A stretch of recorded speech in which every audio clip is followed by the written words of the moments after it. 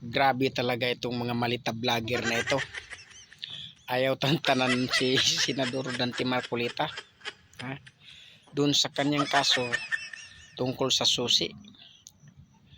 At parang sinisisi pa nila itong Comelec.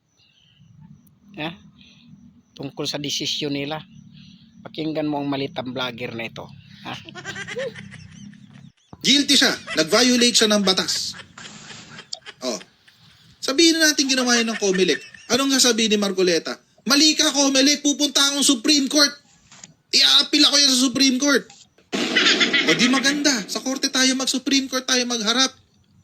At least maiinterpreta na ng maayos. Matatapalan na yung Peñera Doctrine.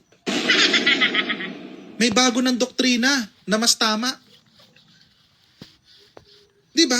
Manalo-matalo, mga kababayan. Ito yung sa akin dyan eh. Manalo-matalo, at least ginawa ni Comelec yung trabaho niya. Pinrotektahan niya yung boto natin. Yun yung importante doon. Kaso walang ginawa si Comelec eh. Umilata lang si Comelec. Ay, nag-violate ba si Marcoleta? Sige, yaan yun. Di ba? Lang kwenta eh.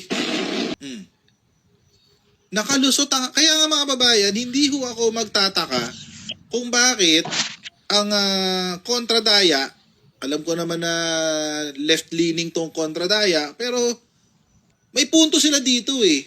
It defies logic, mga babayan. Walang sense. Walang sense. Yung ang ginawa ng Comelec does not make sense.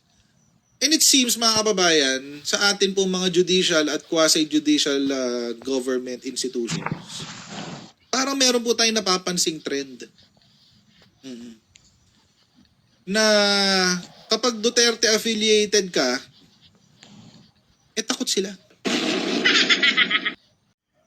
Napansin ninyo, magkaibigan, mga kababayan, kung paanong gigil itong malita vlogger na ito sa Comelec at kay Senador Dante Marcolita.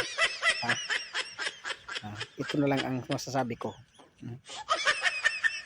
Kayo na lang magsampa ng kaso sa Comelec at kay Senador Dante Marcolita kung sa palagay niyo ay mali ang kanilang ginagawa.